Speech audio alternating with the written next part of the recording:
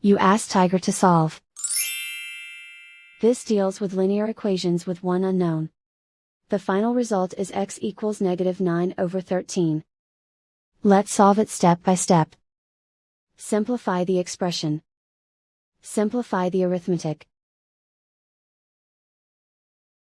Group all constants on the right side of the equation. Subtract 9 from both sides. Simplify the arithmetic.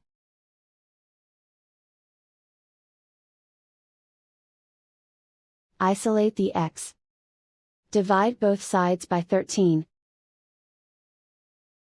Simplify the fraction. And so the final result is x equals -9/13.